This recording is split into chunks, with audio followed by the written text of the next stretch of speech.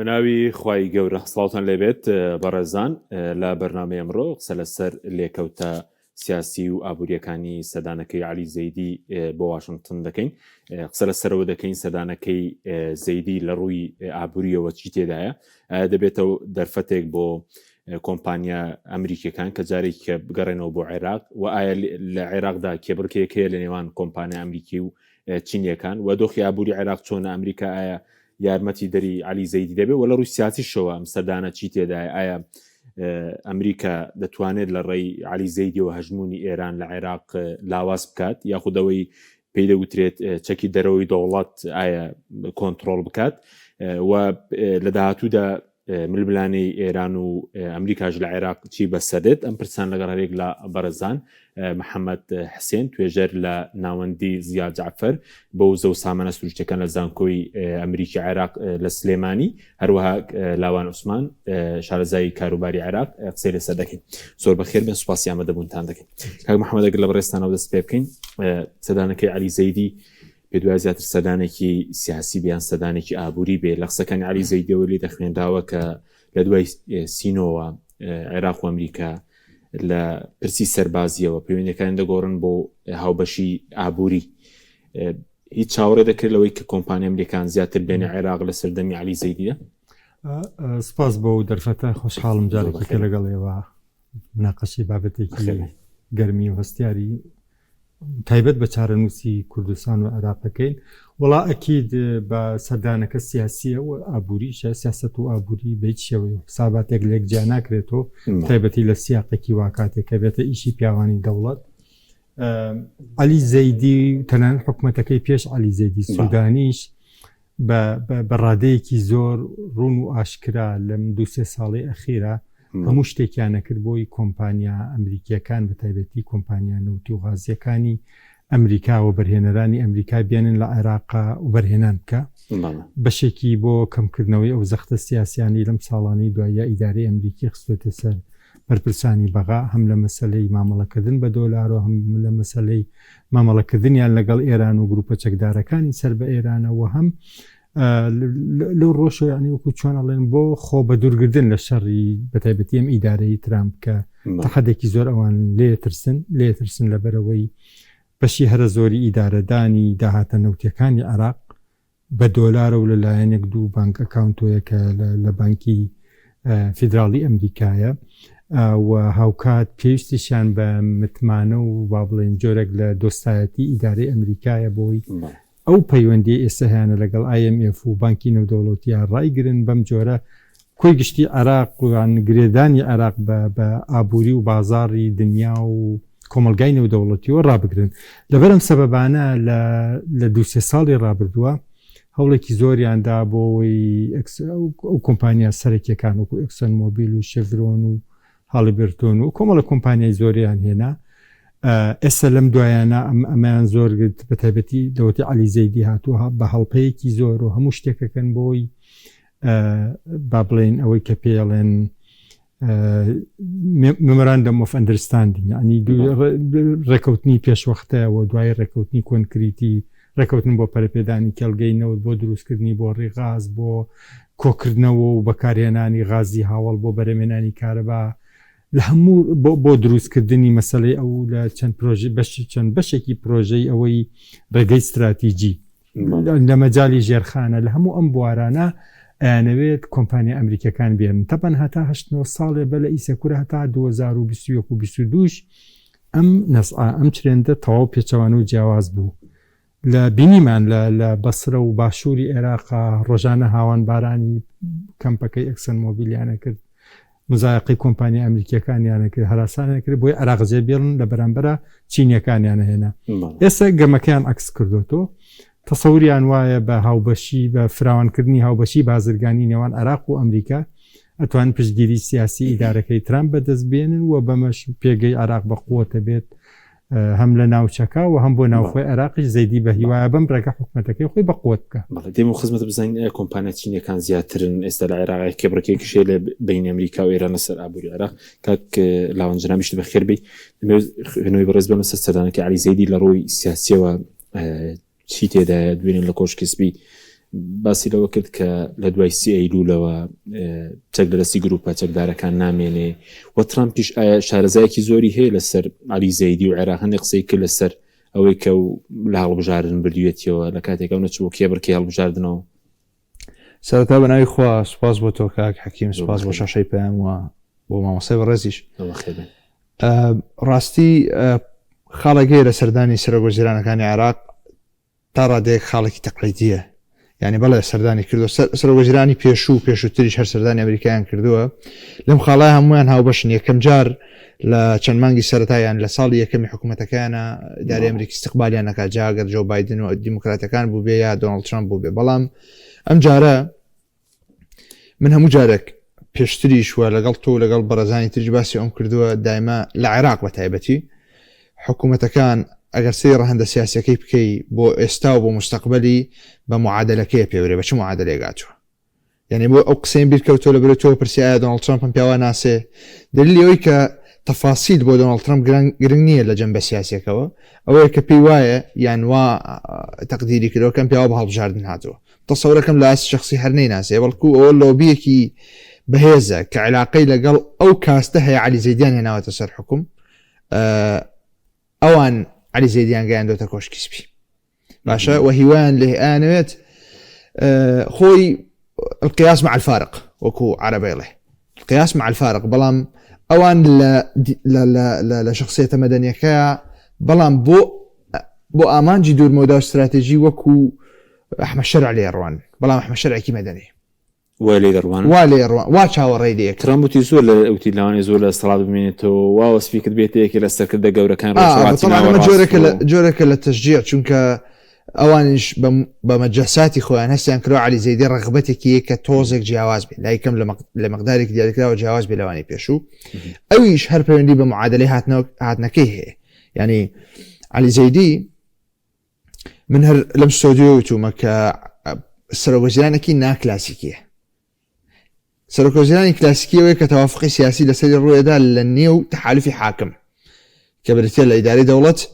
و ناوکی ئیدارەی دەوڵەتیش بریتێ لە تەحالفی تاریخی تەنسیقی شیعی.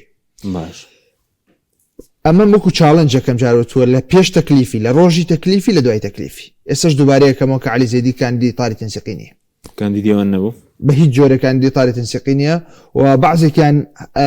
بێتاقەتن بە ظروفی سەردانەکەی، پێیان خۆش نییە و پێیان وایە چاوەڕێی هاتنەوەین کە دێتەوە بۆ عێراق چی ڕۆدا. پێیان وایە کە پاوەرێک کە هێزێک لە ویلایەتە یەکگرتووەکانی ئەمریکا وەرەگرێ تا حەملەی ئەوەی خۆی ناوی ناوە مکافحەی فەساد، خۆی وای ناوی ناوە حکوومەت وای ناوێنێ، لەوانەیە تونتر بێ، لەوانەیە ئەم جارە تەسویەی صفقاتی اقتصادی تیا بێت. بۆ نمونە کاتێک اعترافاتی گیراوەکان ئەگاتە ئاستی سەرە گەورەکان و کاتە بێت تەسویەی اقتصادی بکەن، خۆ ناکرێ هەمووی بگیرێ. یعنی ئەمریکا لەو سیناریوانەی کە لە دوای هاتنەوەی چاوەڕێکرێ. بەس وێنێکی گەورەش بۆ عەلی زەیدی نەکێشراوە، ڕەنگە پێشتریش بۆ مستەفا کازمی، ینی وێنێکی گەورە هات، بەشێکی تەشجیع، وێنێکی گەورە نی ئەو وێنە گەورە حەقیقیە کێستا بۆی کێشراوە، بەشێکی تەشجیع. من پێم وتی کە ئەو تەحالفەی کە عەلی زەیدیان هێناوە تەحالفێکی سیاسی کلاسیکی نییە، چونکە ئەکتەرەکانی ناوی هەر تەنها ئەکتەری سیاسی نین، باش ئەکتەری قەزایی، ئەکتەری ئەعلامی، ئەکتەری ئەوەیە کۆتە تا کۆتایی. ئەمانە هەوڵیاندا کاندیدەکەی خۆیان بەسەر تەواوی پێکەنەرانی تاری تەنسیقیا بسەپێنن. پێیان وا بۆ ئەگەر بەسەری تاری تەنسیقیا بیسەپێنن کە سەپاندیان ئەوە هیچ لایەنێکتری سیاسی لە دەروی تاری تەنسیقی ناتوانێت ڕەفزی کاتەوە بە کورد و سونەشەوە. هەرواش بوو لە ڕۆژی تەکلیفەکەیە ئەو لۆبیەی کە لە تۆمبارە خۆی بینێتەوە دۆست و هاوپەیمانە لەگەڵ ئەو لۆبی ناو عێراق عەلی زەیدیان گەیاندۆتە پۆستی گەیاندۆتە کۆشکی سپی. پێم وایە ئەوەی کە دۆناڵد ترامپ پێی وایە کە لێکچوونێک لە نێوان عەلی زەیدی و ئەحمەد شەرع هەیە هەر زەرعکرا و چێنراوی ئەو ئۆتۆمبارەکە. یعنی وێنەیەکی وای جۆرەکە لە تەسویق، جۆرەکە لە مارکتینگ کە ئەمەش ئەحمەد شەرعێکی ترها ئەحمەد شەرع لە سووریا کرد، ئەمە وێنەیەکی ترە با پێشوازی بکەین بە جۆرەکە لە تەسویقی ناوخۆی ئەمریکی بۆ شخصی عەلی زەیدی. باشە بەس لە عێراق کێ لۆبی عەلی زەیدیە ئەو باسی تۆمبارەکەت کرد، مەدام دەڵی چوارچێوەی هەماهەنگینین و هەروانیش بەڕێز فایق زەدان ئەو بەڵێ. ئەو بەڵێ کۆمەڵێکی تر طبعا ئەو تحالفەت جۆرێک فلکسبڵە یعنی مەجای تیا کە کەسی تر بچێتە ناو مەجای تیا کە هەندێک کەس نەمێنن ئێستا یەکێک لە سەر هەرە گەورەکانی تاری تەنسیقی لە طبعا مەزانیاریە لە تەسویە و یەکلایکردنەوە و حلکردنی مشکلی اقتصادیەکانێتی چکە لژنەکەی علی زەیدی بەتەمان 3 بۆ 4 کەسایەتی نزیک لە ئەو قۆڵ بەس بکەن ڕاپێکی دادگا و محکەمە و اعترافاتیان یەکێکە لە سەرکردەکانی چوارچێوەی هەماهەنگی کە نزیکە لە تەحالفەکە خۆیەوە لەو هاوپەیمانەی زەیدی هێناوە بەڵێ ناتوانین ناوەکە ئەمەش بێ ناتوانین باشە دێمەوە خزمەت کاک محەممەد سپارەت بە کۆمپانیا ئەمریکیەکان و کۆمپانیا چینەکان یعنی راپۆرتێکم خوێن دروستە دەڵێن لە سەدا حوتی وزەی عێراق بڵێن کۆمپانیان و چینەکان ئیشتێ بکەن ئەمریکیەکان لە سەدا 2 بێ چینەکان لە پێشترن ینی لە کارکردنیان لە بواری وزە نەوت لە عێراقدا خۆی چینەکان بەشێکیان هەر لە 1990ەکان و لە سەردەمی سەدام حوسێنەوە هاتوون و لە 20 ساڵی ڕابردووە بەردەوام کەم و زۆر هەبوون لە عێراقا لەم نێوان ساڵانی 2014 و 15 تا 2024 ئیتر زۆر با بڵێن لە بڕێکی زۆر لە کەڵگە سەرەکیەکانی عێراقا بوون بە با بڵێن کۆمپانیای سەرکار ئێسش هەرماون و ڕەنگە هەر بیشمێنێن چونکە کەرتی نەوت و غازی عێراق گەورەیە پێویستی بۆ کۆمپانیا چینیانە هەیە پێویستی بە ئەمریکیەکانیش هەیە بەڵام بە بڕیارێکی سیاسی بە ویستێکی سیاسی بەهێزۆ ئێستا لایەنی عێراقی ئێوێ ڕۆڵێکی زیاتر بات بە کۆمپانیا ئەمریکیەکان و لانیکەم زیاتر لەوەی کە تا ئێستا هەبووە ڕەنگە ئێستا زەحمەت بێ بۆ ئێمە بین بەراورد بکەین لە بینی ڕۆڵی کۆمپانیا چینەکان یا کۆمپانیا ئەمریکیەکان چونکە بەشێکی و ئەمریکانە هاتوون تا ئێستا نەگەشتێت ئەوەی بێن فعلن لە کێڵگەکانە دەست پێ بکەن سۆمۆبیل کۆمپانێکی گەورە و دەگرێتەوە عێراق شفرۆنە KBR و هەڵگرتۆن و HKN پێری هەم ئەگرێ بەستەکانی امزاکرد بۆ ئیشکردن لە کێڵگەکانی حەمرین ئەمانە ئیتر با بڵێن لە کۆمپانیا گەورە بیانیەکان کە لە عێراقا ئیشەکەن بەس پێویست بە هەمووی خۆشتر خۆی ئەم خاڵە مهمە HKN سەرەتای ئیشکردنی لە عێراقا بە کێڵگەکانی کوردستان دەستی پێ کرد لە سنووری دهۆک لە سەرسەنگ دەستی پێکرد دوای لە ماوە پشکەکانی ئەو تاقی ئیماراتی وانشی کردی لە ئەتروش HKN وەزارەتی نەوتی عێراق شکاتی لێکرد بوو بۆی کە بە خلافی قانون و دەستور و هەموو شتێکی عێراقی هاتووە بە شێوەیەکی نایاسایی لە کوردستانە ئیشەکە و کەڵگەکانی کوردستان نایاسایی و چوچو ئەمانە ینی گیر و گرفتی قانونی هەبوو لەگەڵ حکوومەتی بەغا کە چی ئێستا بەغا داوەتیان کردووە بۆەوەی تاو ئیمزاشی کرد پێرێ 2 ڕۆژ پێش ئێستا گرێبەستی پەرەپێدانی کەڵگەکانی حەمریان لەگەڵا ئیمزا کرد ینی وەسەک دروست بووە کە عێراقیەکان بە پەرۆشیەکی زۆر و یانوێ زۆرترین و بەرهێنەر و کۆمپانیای ئەمریکی بێنە عێراق باشە پێویست بە دۆلار ئەم سەردانە وا دەکات ینی کابینەی زەیدی دۆلاری باسان برەز بگات لە ئەمریکاوە خۆت باست کرد داهاتی فرۆشینەوتی عێراق دەچێتە بانکی فێدراڵی ئەمریکا و لەوێ دەبێتەوە عێراق ئێستا ئاسان دۆلاری بەرز دەکات چەندە داهاتی عێراق کەمی کردووە ئەستا ئەو قیود و گیر و گرفتانی لەسەر هێنانی دۆلاری کاش لە ئەمریکاوە بۆ عێراق هەبوو هەڵیان گرت تقریبان ماوەی پێش دوو بار دۆلاری کاغەز دۆلاری کاش هات لە ئەمریکاوە بۆ عێراق لە ئێستا ئەو مشکیلە تا حدێک با بڵێن حل بووە بەڵام حلبوون یا با بڵێن بەردەوامی هاتنی دۆلار بە کاش بۆ عێراق تا حدێکی زۆر ڕەنگە گرێدراو بێ بەوەی کە ئەم حکوومەتی عەلی زەیدی چی ئەکا لە ماوەکانی داهاتووە بۆ جێبەجێکردنی ئەو خواستایی کە ئیداری ئەمریکا هەیەن لە پێش هەر هەمویانەوە هێشتنەوەی چەک تەنیا لە دەستی دەوڵەتە و چەککردنی ئەو گروپ و هێزە نادەوڵەتی چەکدارانەی لە عێراقا هەن ئەمە خواست و ویست و داواکاری ئاشکرای ئەمریکیەکانە کە تا ئیسە لەوە ناچێت کە حکوومەتەکە عەلی زەیدی ئەمەی کردبێ شتی تری مهمی کردووە کە بەلای خەڵکی عێراق ڕەنگە مهم بێ وەکو مامۆستا باسی کرد و هەڵمەتی دژە گەندەڵی و ئەمانە بەڵام ئەمە بۆ ئیدارەکەی ترامپ ڕەنگە زۆر گرنگ نەبێ بەقەدەر چەککردنی گروپە چەکدارەکانی وازەحاتەوە باسیەکەین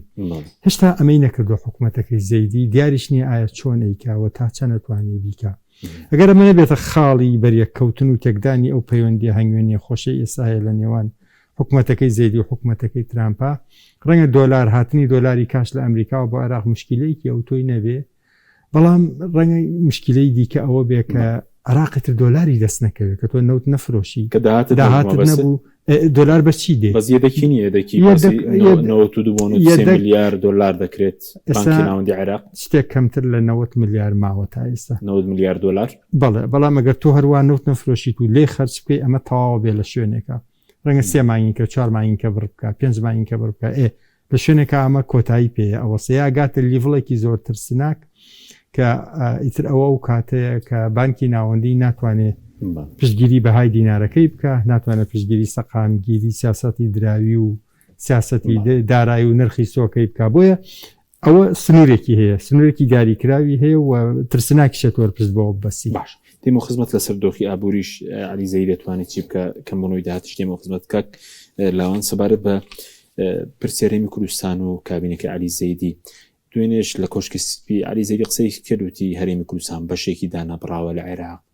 جیاوازی نیە لە نێوان هەرێمی کوردستان و پارێزگاکان هەندێک وا تەفسیریان کرد واشی کردنیان بۆ کرد کارێمی وەکو هێناوەتە ڕێزی پارێزگاکان ئایا وایە ئێستا ئەو مامەڵەکردنی علی زەید لەگەڵ هەرێم وایە استراتیژی ئەمریکیش بەو شێوەیە کە پشگیری وەکۆی بەڕێزکرد مرکزیت بێت هەرێمیش مامەڵێکی جیاوازی لە ڕابردوو لەگەڵ بکرێ طبعا ئەکرێ ئەو قسەی علی زەیدی دوێنێ لە لەحظەی خۆیان لە سیاقی قسەکردنا بوو بێ کە ئاماژەیەک پێمە پامنێرەکەی ڕوودا بوو پرسیاری لێ کرد ئەو پرسیارە لەوە وروژا بەڵام لە حقیقەتە ڕۆیی حکوومەت خۆی چیێڕە لە هەرێمی کوردستان ڕۆیی حکوومەت و معادلەی پێ هاتووە ئەوانەی کە بەڕێز چی لێت خوێندەوە ینی مامەڵەکردن من پارێزگایان ینی مەبەستی ئەو بوو کە جیاوازی نەکرێت لە بینە هەرێم من تەسەورەکەم با مەبدەئیەن گومانی چاک بین بەڵام باش مەبدەئیەن گومانی چاکە بین بەڵام ئەگەر واش نەڵێ ئەگەر تەفسیرە ئیجابەکەش وەرگرین گومانی باشیش بین من قەناعەتم وایە ڕۆیەم حکوومەتە بەرامبەر هەرێمی کوردستان سنووری دەسەڵاتەکانی سنووری سەلاحیەتەکانی سنووری ممارەساتی سیاسی خۆی جیاوازە لە حکوومەتەکانی پێشوو بۆ لە بەروی ڕۆیی جیاوازەکە لە چیە بەرامبەر هەرێم جیاواز بەرامبەر هەرێم ئەو پشتیوانی نێودەوڵەتی هەیە ئێستا هاوتەریب لەگەڵ پێکەنەرانی خۆی باوەڕیان بە سنووردارکردنی سەلاحیەتی هەرێمی کوردستان هەیە پێیان وایە ڕاعی گەورەی ئەم حکوومەتە و معادلەی شەرق الأوسەتی تازە برترە تۆمبارک باوەڕی بە نەزەریەی بەناوەندیکردنە باوەڕی بە مرکزیێتە لە سووریا خەریکە تطبیقێکە تا ئاسێکی باش تطبیقی کردووە ئەگەر بۆی بچێتە سەر لە عێراقی ژەیکە بۆ یعنی لە کۆتایی ساڵی 2024 کاتێک بەشار ئەسەد ڕووخات طبعاً بەشار ئەسەد لە ڕووی ئینسانی و لە ڕووی مێژووی بە هەموو استحقاقێکی ئینسانی و بە هەموو استحقاقێکی مێژووی ئەوە بڕوخێ بەڵام هەر ڕژێمێک لە ناوچەکە گۆڕەیە کۆمەڵێک تەداعیاتی هەیە کۆمەڵێک لێکەوتێ هەیە بۆ سەر ئیدارەی خۆسەری کوردی و بۆ مستەقبەلی فیدرالیزم لە عێراق خراپ بوو نەمانی بەشار ئەسەد بۆ نەک لەبەر بەشار ئەسەد شایستەیمانەوەی بەڵکو لەبەرەوەی ئەو کاتە ئیدارە کوردیەکەی باکوور و سووریا کاریگەر بوو و دۆستێکی نزیکی ئەمریکا بوو کاتێک ناوەند دیمەشق لەگەڵ جیاواز بوو بەڕاستی یعنی ئێمە جیاواز بووین پێکاتە جیاوازەکەی سووریا بووین ئێستا حەلیفەکە لە دیمەشق بەهێزترە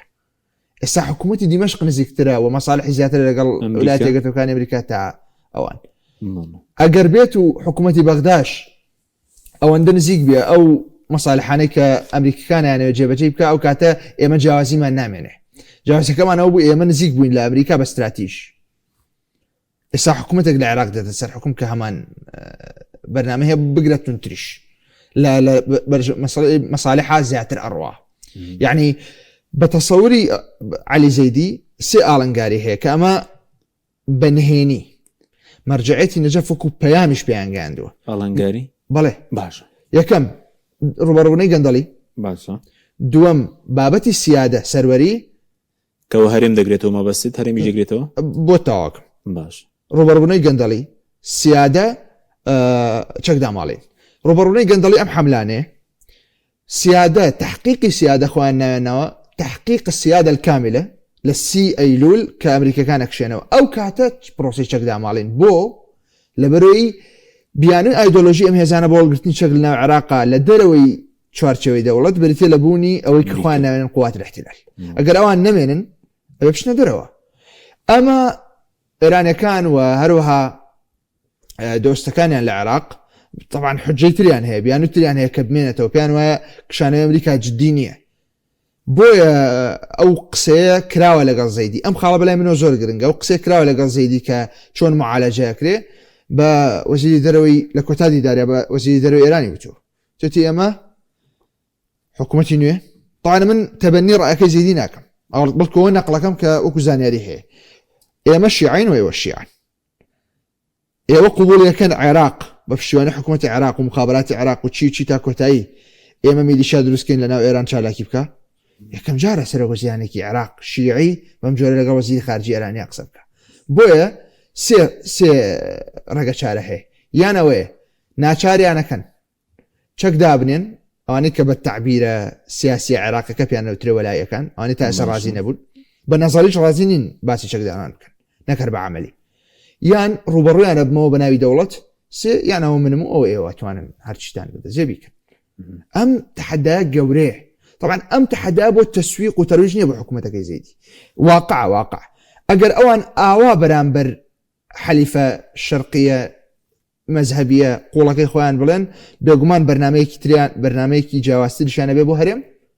و بە دیاریکراویش بۆ پێشمەرگە باش دێمە و خزمەتت کاک محەممەد سەبارەت بە دۆخی ئابووری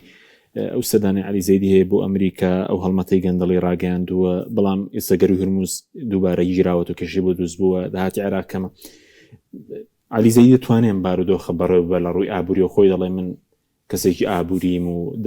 بڵێ ماستەریە لە دارایی و دەتوانێت عێراق ڕزگار بکات یاخود کێشەی گەوری لە بەردەمە عێراق لە ڕووی ئابووریشەوە خۆی ستێت کەگەر وشەی عێراق ڕزگار بکات تۆزێ قورسە بەس ئێمە واقعی بین عەلی زەیدی دەست پێکردنەکەی زیرەکانە بوو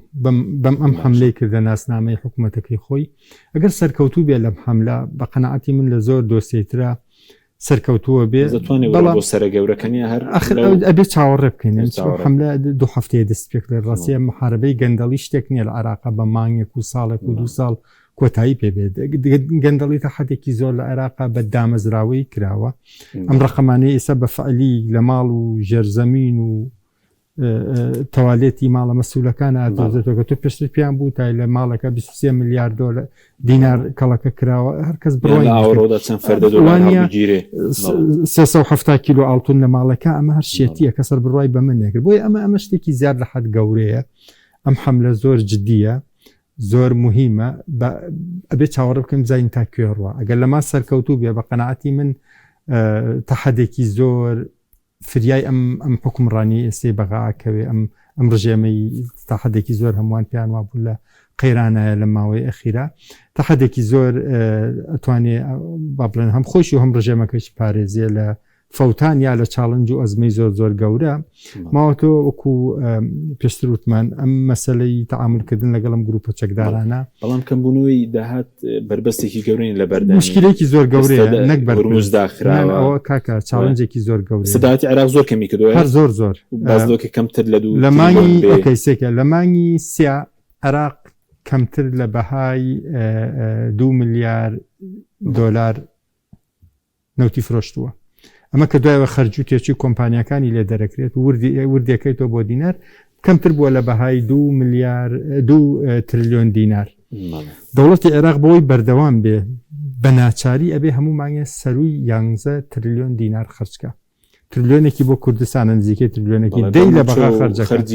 موچە خەرجی دەوڵەت ئەوەی تەقاویتی ئەوەی تۆڕی پاراستنی کۆمەڵایەتی و ئەوەی موادەکانی بایەکە و هەموو ئەمانە پێکەوە سەروی 11 تریلیۆن ئەبێ خرجکە لە هەموو حاڵەتێک ئەگەر پارەی پرۆژەکانیش نەدا ئێ باشە ئەمە لە مانگی تریلیۆنێک کورتینانی هەیە لە بارودۆخە بڵێ لە مانگی 4 و 5 عفو لە مانگی 4 و 5 کەمتر لە ملیار و نیوە لە تریلیۆن نیوەکی دەستکەوتووە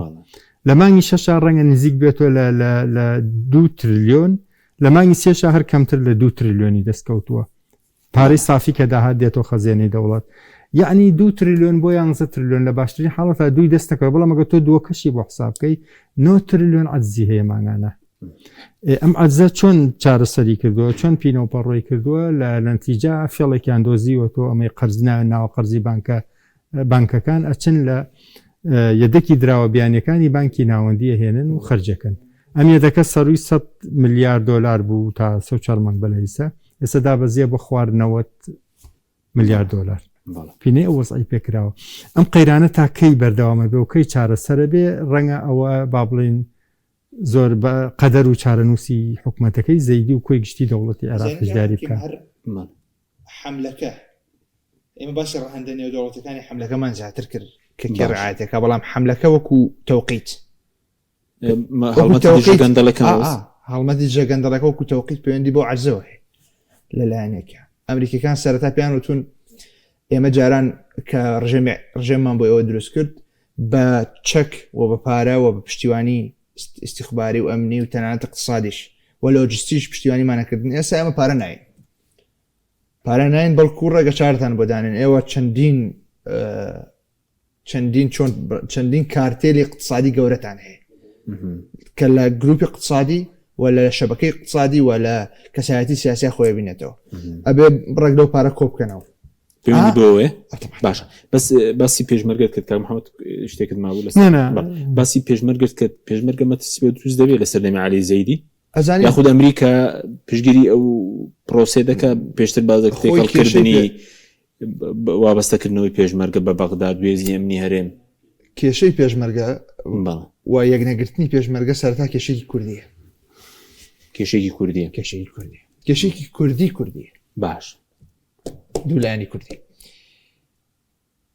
مکڕی ئەمان لەسەرەوەی کە پێشمەرگە یەک نەگرێتەوە لەبەر مەساڵحی سیاسی و تا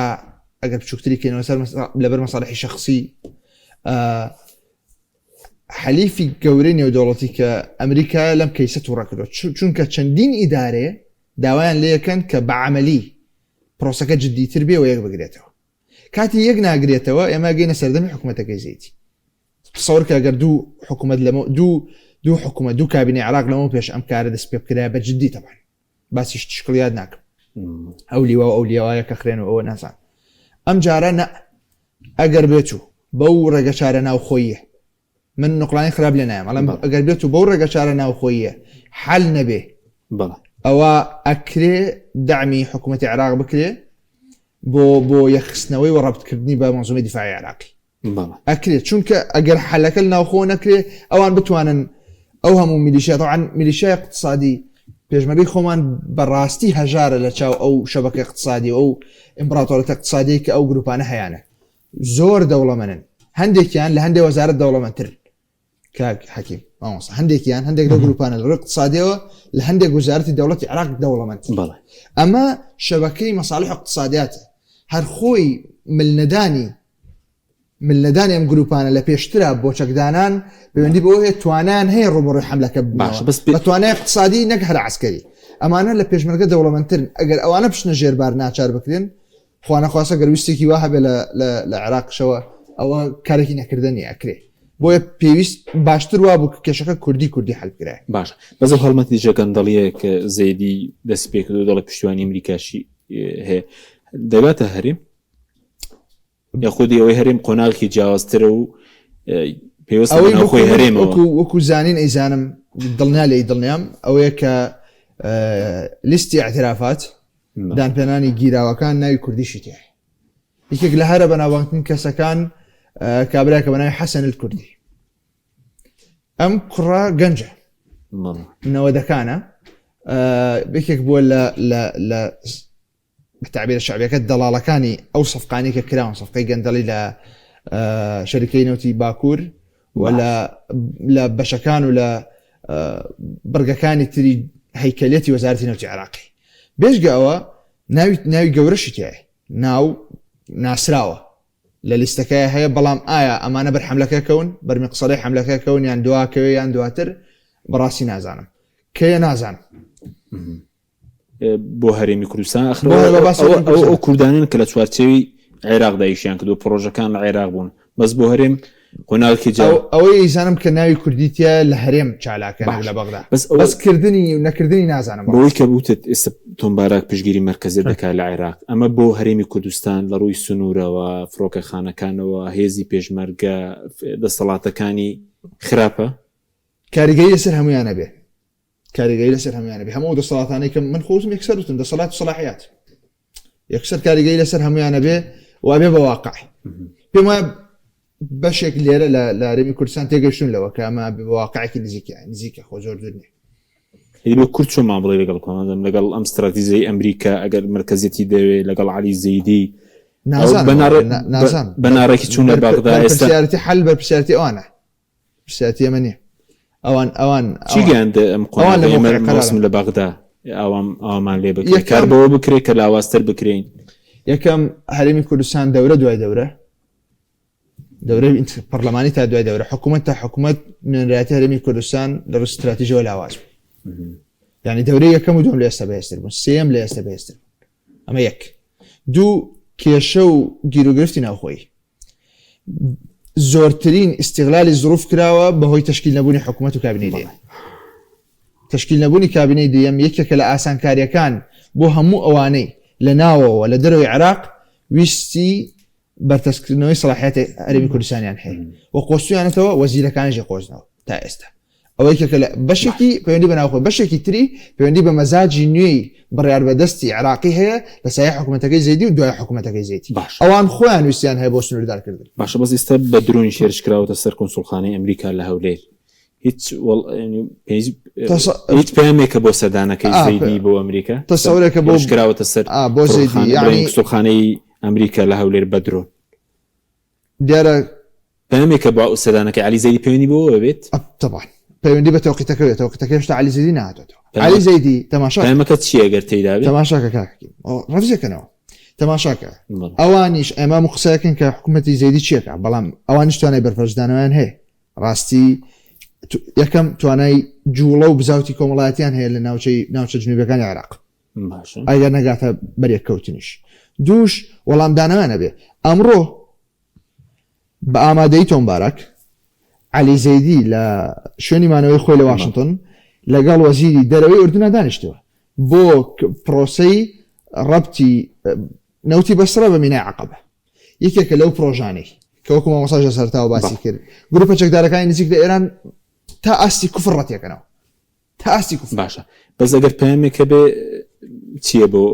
بردمانەی هەولێر بۆ علی زەیدیە بۆ ترامپە بۆ چێ بۆ علی زەیدیە بۆ علی زەیدی قەتعاً بۆ علی زەیدیە خراپە تەوقیتەکەی بۆ علی زەیدی مێرشەی بۆ علی زەیدی چکە ئەوان هەموو لەگەڵ هەموو ڕووداوێک کاردانەوەیان هەیە و بەرنامەیان هەیە بۆ هەموو ڕووداوێک هەتا ماتەمینیەکەی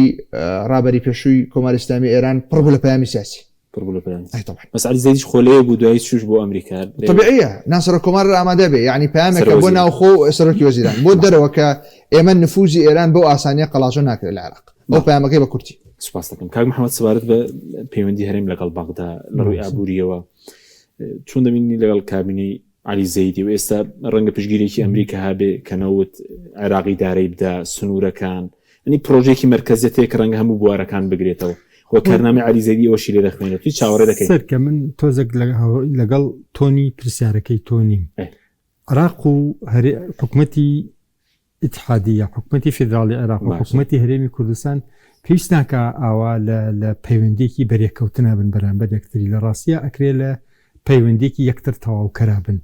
حکوومەتی هەرێمی کوردستان بە پێی دەستوری عێراق بە پێی یاسا و ڕێساکانی ئەم وڵاتە کۆمەڵە سەلاحیەتی هەیە کۆمەڵە مەسئولیەتیشی هەیە ڕوون و ئاشکرا سەلاحەتەکان هەوڵێک نییە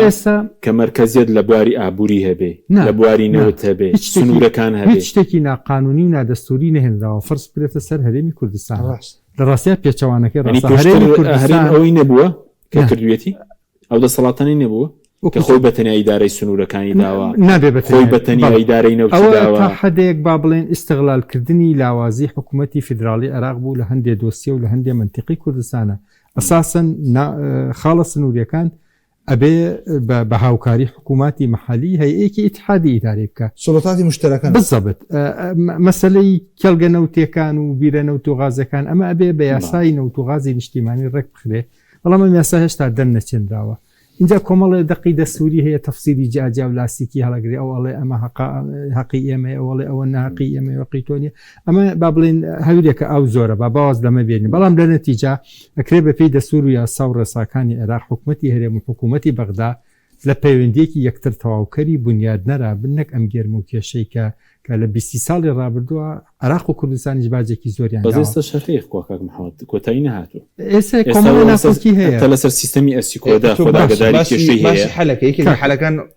حەلکردنی ئەو کێشە هەڵپەسێنراوانەیە لە 2023 لەسەر حسابی چێ بۆنم لەسەر ئەکرێ بە هەلی وەسەد تەفاومی هاوبەش بدۆزێتەوە ئەکرێ بە پێی یاسا و دەستوری عراقی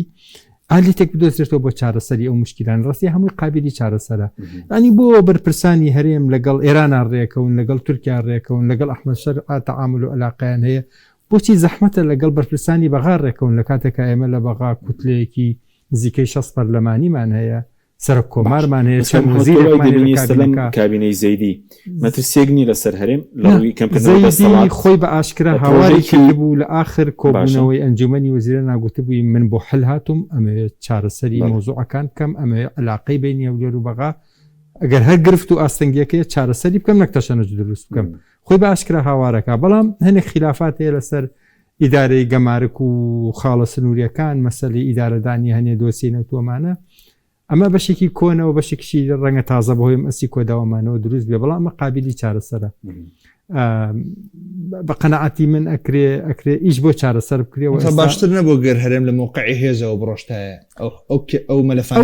ئەوان گریمانەیە کە ئێستا باوت لەگە تەعامل لەگەڵ واقعی ئەمڕۆی هەرێما بکەین ئەمڕۆی هەرێم ئەوەیە کە هەیە دابش بووە حکوومەتێکی شەرعیت نییە ئەوە نزیکەش زیاتر لە 600 ڕۆژە هەڵبژاردن لە کوردستانە کراوە ئەوە توانای پێکەنانی حکوومەت نییە و ئەو دابش بوونە واقعەکە هەیە ینی باواز لە گریمانەکە باش موقعی هێزەوە خۆ هەر ئەوە ڕاستە سێرکە تۆ پرسیارەکە وا بکە گەر ساڵی 2009 ئەم کێشانە بابەتانە چارەسەر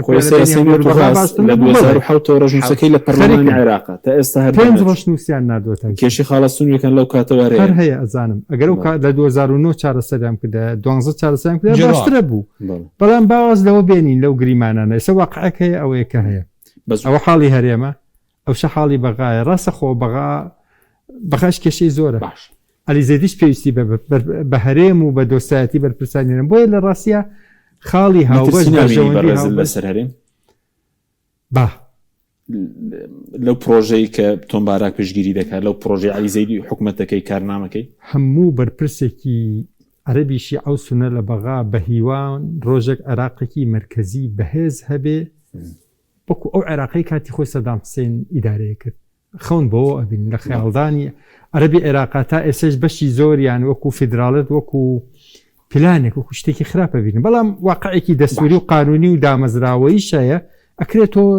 شت لەسەر ئەم واقع دامەزراوە دەستوریە بینا بکەی نەک ئەوەی کە خەون و خەیاڵی ئەوان چییە باشە پێوەست بە موچە بەکو دو پرسیارشم بە کورتی پێ دوێت چارەسەری بۆ دۆزێتەوە مانگەش هات ئەوە بە 120 لێبڕینەوە 120 میلیارد لێبڕینەوە دەکرێت چارەسەرێکی بۆ بدۆزرێتەوە ینی تۆ ئیسە کێشەیەکە بینی لە موچە تا بڵێن چارەسەری بۆ بدۆزێت ئێستا 15 ڕۆژە ئەمڕۆ 15 حەکیم ڕەنگە کەس نەبێ لە دنیا بتوانێت جوابی و پرسیاری تۆ باتەوە چونکە ئەگەر عێراق خۆی پاری پێ نەبێت لە بەغا خەرجی کاتۆ داوای پێشتر دابش دەکرێوایە بەس بەڵام لەگەڵ دواکەوتنی هەیە تۆزێک دواکەوتن هەیە بەڵام نتیجا لەگەڵ ئەوەی خۆیانە ئەوەی ئێرش دابەشەکرێت تا ئێستا هاتووە ئەمە باشە ئەگەر وا بڕوە بەڵام ترسێ بگاتە وەسێ ئەوان نتوان موچەی کارمەندانی دەوڵەتی فیدرالی عێراق لە بەغاو بەسڕش بدەن کە ئەوە ڕوویە ئەو وەختە تۆ نازانی بەڕاستی چاوەڕێی چی بکەی بەڵام بە قەنەعەتی من ئەم حکوومەتەی عەلی زەیدی نایەوێت کێشەی موچە و نەوت جارێکی تر بور و ژێنێتەوە لەگەڵ هەرێمی کوردستان هەرێم کێشە دروست ناکەن هەرێم 120 میلیاری نییە 120 میلیار ئەڵێن نیمانە بەڕێز بڕوایان پێ دەکەی وەڵڵاهی تۆزێک زەحمەتە تۆ خۆتەزانی تۆ زەحمەتە بڕواکردن بە قسەی بەرپرسانی حکوومەت لە هەر لایەک بێ لە بەغا و لە هەولێرتاوەکو دێکۆمنت و بەڵگە نەبینی بەڵام ئەوەی کە ڕوونە ئەوەی ئەڵەن ئێمە نیمانە پێمان کۆ نابێتەوە زەحمەتێکی زۆرمانەیە لە کۆکردنەوەی تەنانەت 50 میلیارەکەش باشە کە لاوەنەگە شتێکت نابێ لە پێویست هەرێم و لەگەڵ بەغدا شتێک ناوی کوڵەکێکمان ماوە لە خزمەتەی وڵاهی من بەڕای من خۆزگە طبعا کار بە خۆزگە پێک نایە باشە بەڵام خۆزگە زووتر وبەر لەوەی کە عەرەبەڵێ يقع الفأس بالرأس ئەوەی کە تەورەکە بەسەرا بکەوێ ڕێککەوت نایە و مەجای تەفاهم على الأقل لە بەشێک لە کەیسەکانە هێشتا ماوە حکومە مەساژوتی مەجالێکی فراوان هەیە کە تەفاومی مشتەرەکی لەسەر بکەن بۆ یەک کار ئەو کاتە تەماشاکە کاتێک کێشەی ناوخۆیی هەیە ئێستا من پێم وایە لەگەڵ ئیتاری تەنسیقی کێشەی ناوخۆیی هەیە لەگەڵ شخصی سەرۆکی حکوومەتە لەسەر هەندێک کەیس بۆ ئەوی سبەینێ